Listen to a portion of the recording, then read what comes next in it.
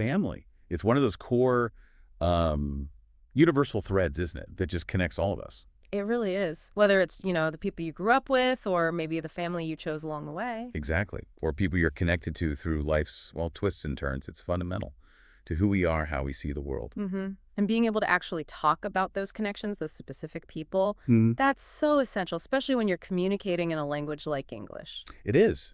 Think about it. You meet someone new, maybe you talk about where you live, what you do. And then pretty quickly, family comes up, right? It's just a natural topic. It is sharing about your family or understanding when someone shares about theirs. Yeah. It's personal. It builds connection. And the vocabulary, the words you use for that, it's not just like a list to memorize. It's the key, really. The key to unlocking that whole side of personal stories and understanding. Precisely. And that's exactly why today we're doing a deep dive into this guide we found.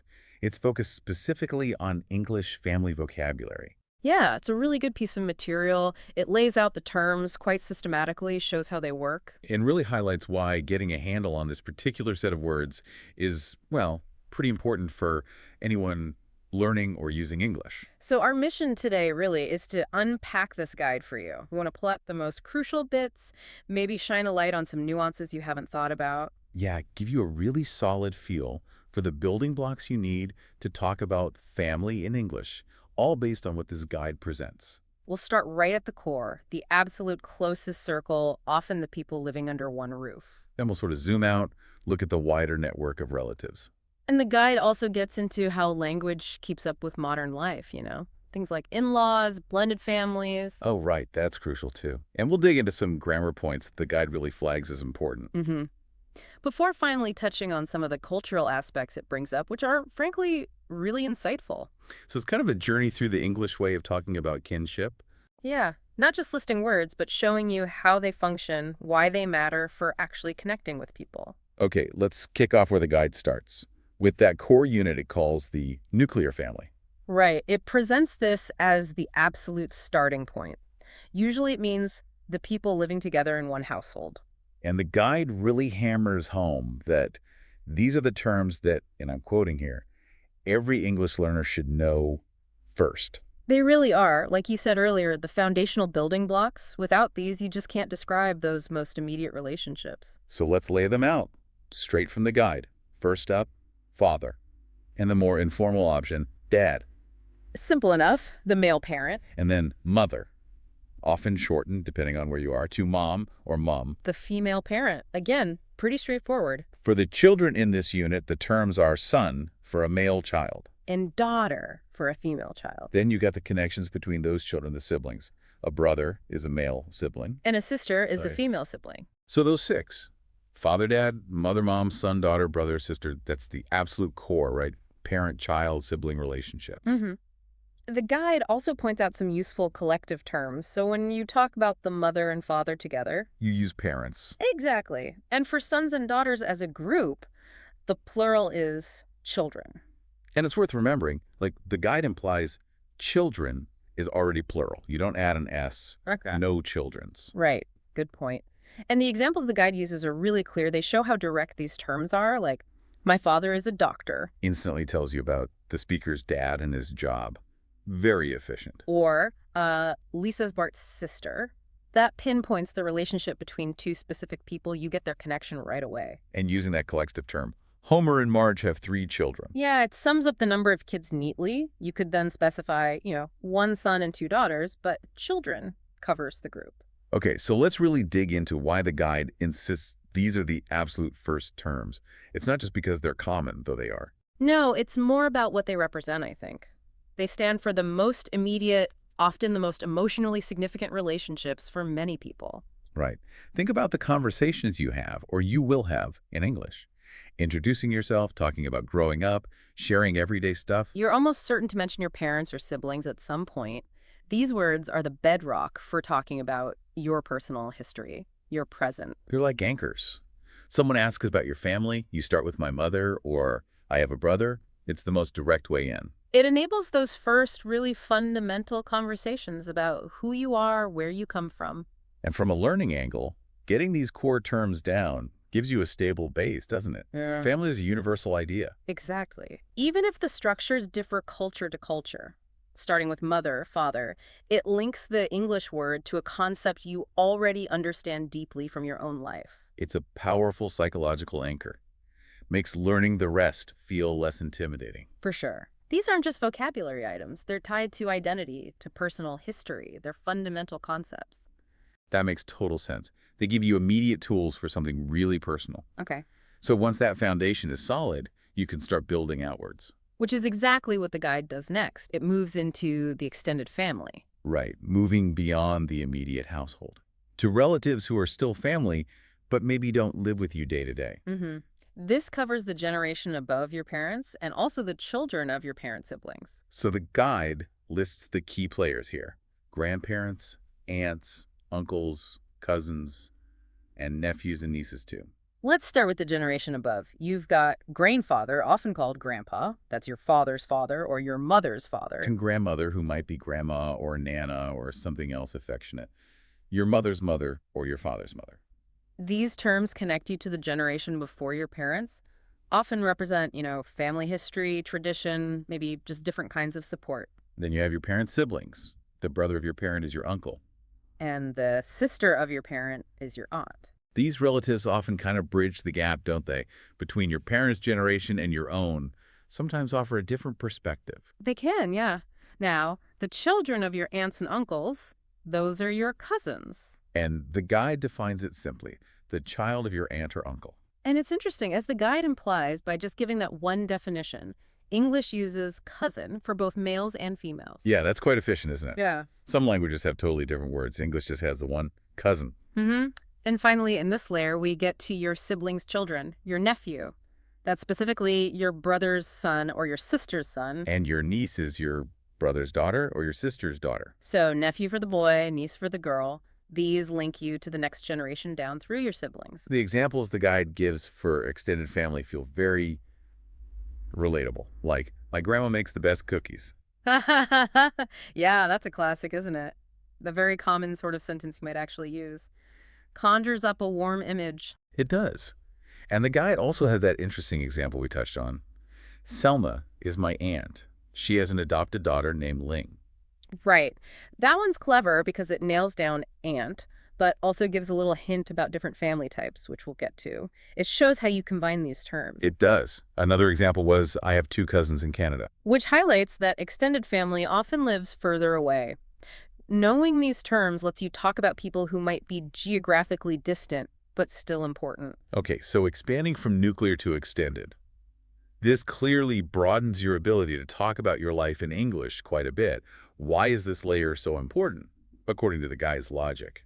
Well, it lets you paint a much richer picture, doesn't it? A more detailed picture of your background, your current connections. Your family story usually involves more than just who you live with. Right, it includes things like visiting grandparents, maybe holidays with aunts and uncles, childhood memories with cousins, or maybe you're really proud of a niece or nephew. It adds depth, color, texture to your personal stories. You can talk about where your parents came from, who influenced them, who you spent time with growing up. It lets you reach further back and wider out. Makes sense. Yeah. And it's not just about telling your story, is it? It's also about understanding others. Absolutely. It's a two-way street.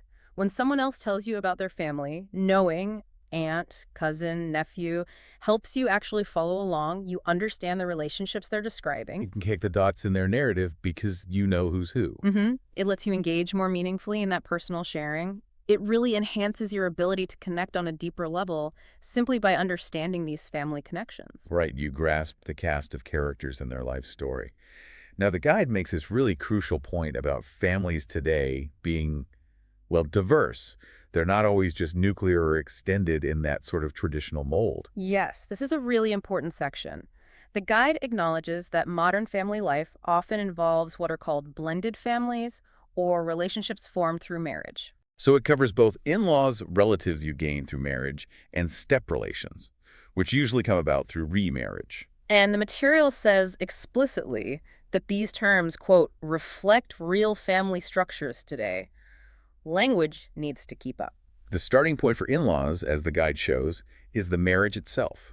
The terms husband and wife for the partners. And based on that marriage, you gain a whole new set of relatives.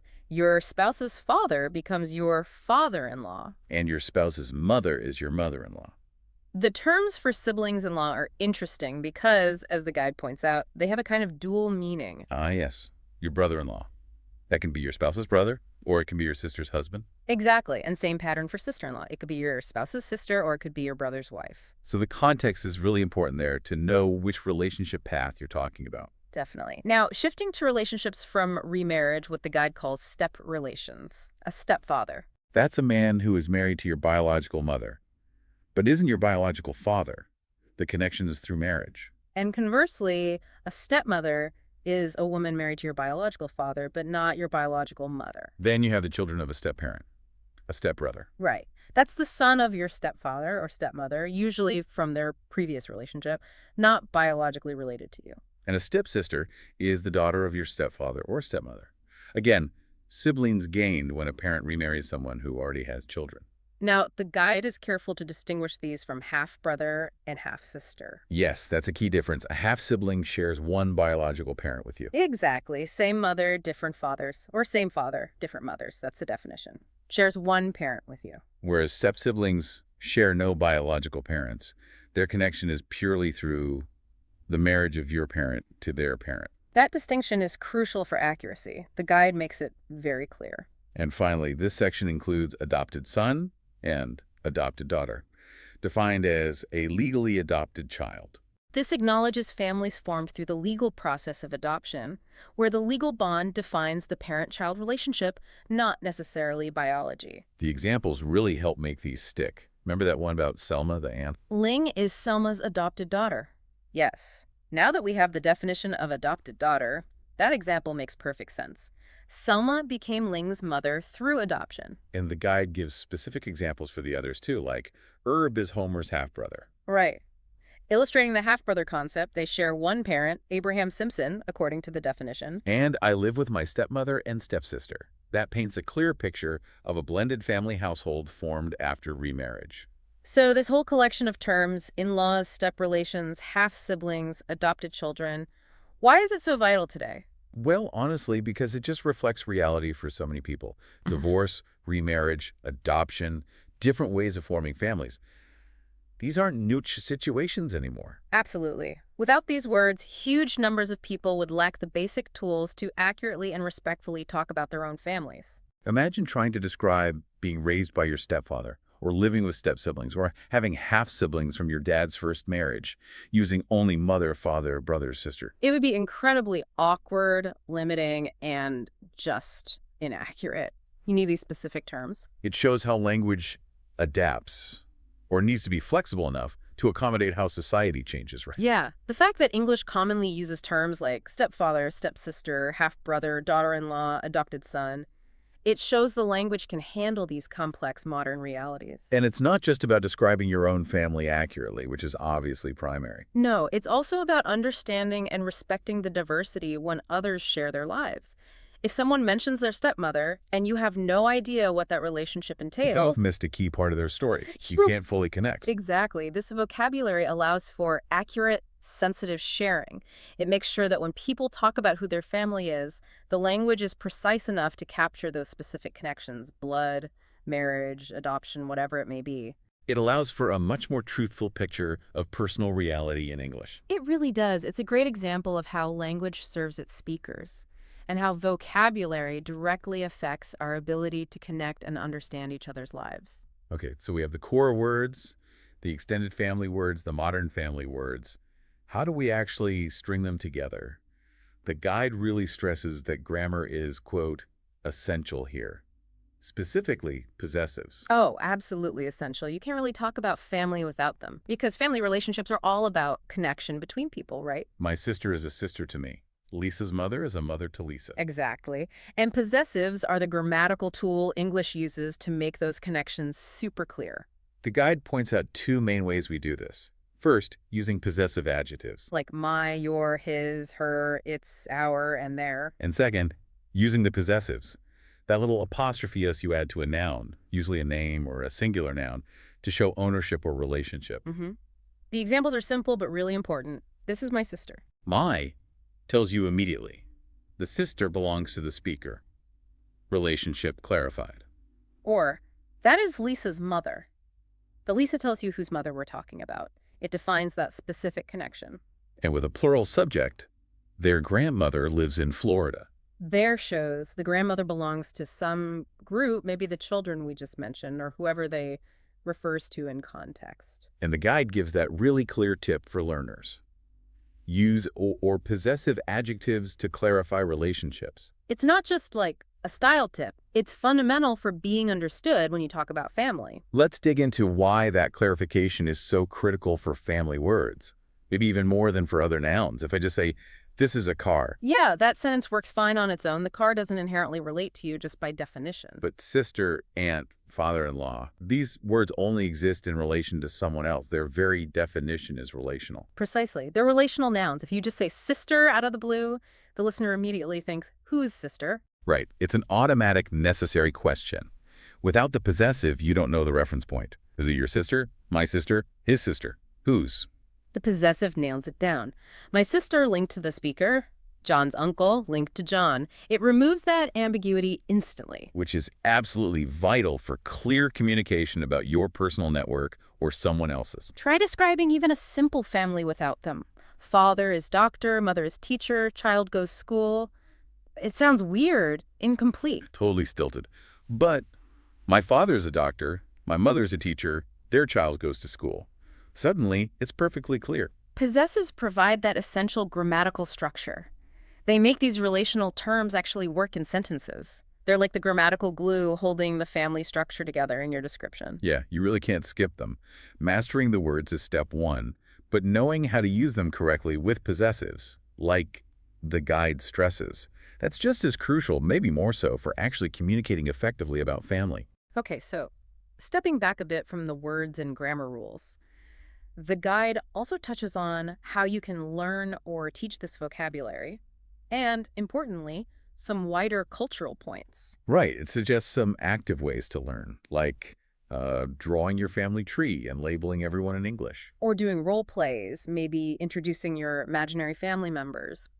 Writing descriptions, using flashcards, the classic method. Things that get you actively using the words, not just passively reading them. It also mentions that comparing family terms across different languages can be insightful. It highlights that kinship isn't categorized the same way everywhere. But a really significant point the guide makes is under cultural considerations. It says very directly, not all families look the same across the world. Which is just fundamentally true. And it follows that up with a really powerful observation about English itself. It says, English accommodates traditional, blended, adoptive, and chosen families. That's a big statement. It's not just about having the individual words, but about the language's overall capacity to describe this wide range of how people form families today. Chosen families, too. That's interesting. It includes that. Yeah. And then it gives us crucial advice, especially for teachers, but really for anyone using the language. Teachers should create inclusive environments by introducing various family types and avoiding stereotypes. It's about acknowledging, respecting, and validating all the different ways families exist now. This cultural angle, I think, is one of the deepest insights from the guide. The fact that everyday English vocabulary includes specific terms for step relations, half-siblings, adoption. And that the material even brings up chosen families. It shows the language has the tools to describe many non-traditional structures. It shows English has adapted, or maybe it was always flexible enough to let people describe their reality accurately, even if it's not the historical norm. Right. If your family involves a stepfather, stepsister, an adopted sibling, English gives you the words to tell that story specifically. And having that inclusive vocabulary built in is so important for sensitive communication. If you only know the traditional terms, You might struggle to understand someone talking about their blended family, or one formed through adoption. Or worse, you might use language that accidentally makes them feel their family isn't quite describable or valid in English. so understanding the diversity the guide highlights and knowing the terms for it lets you communicate with more empathy, more accuracy, more respect. It empowers you not just to share your own world truthfully, but also to really understand and appreciate the variety in other people's worlds when they share them in English. It's a strong reminder that learning a language isn't just about rules and lists. Not at all. It's fundamentally about being able to connect with people, human to human, Hmm. sharing experiences, understanding different lives, different family structures. Okay, so that feels like a pretty thorough deep dive into this guide on English family vocabulary. We've covered those essential building blocks, the nuclear family, Branched out to the extended network, grandparents, cousins, all that. explored the crucial terms for modern structures, in-laws, step-families, half-siblings, adoption. We dissected why possessives are so non-negotiable for clarity in this area. And we finished by touching on those important cultural points the guide raises about diversity and inclusivity. We've really seen how this vocabulary moves outwards, from the most immediate ties to wider circles, covering relationships formed by blood, by marriage, by law, even by choice. And as the guide really stresses, getting this vocabulary down isn't just useful for, like, passing a test. It's deeply personal. It's foundational for real communication. Absolutely. Knowing these terms genuinely gives you, the listener, the power to talk about your world, the people who matter most to you, who shaped you, who are part of your life now. You can do that with accuracy, with nuance, in English. And just as importantly, it equips you to understand and connect when other people share their world with you. It really does unlock a vital part of human connection in the language. It makes the language feel relevant right away, doesn't it? Gives you immediate tools for things that actually matter in your life. That personal relevance can be a huge boost for language learning. Definitely. Now, thinking about how this guide highlights English's ability to accommodate diverse families and how language tends to evolve with society, it sparks a final thought, maybe a question for you to ponder. Okay. Given how fast things change technology, social structures, what might the family vocabulary of the future look like in English? What new terms might emerge, or how might existing ones shift? That is interesting. And what would those changes tell us about how our ideas of family and human connection are continuing to transform? That's a great question to leave people with. Will Yeah. we need words for, I don't know, relationships managed by AI caregivers, Mhm. or new ways to describe complex support networks that aren't based on traditional kinship? Language around family really does mirror society, something to keep thinking about as you use these essential words.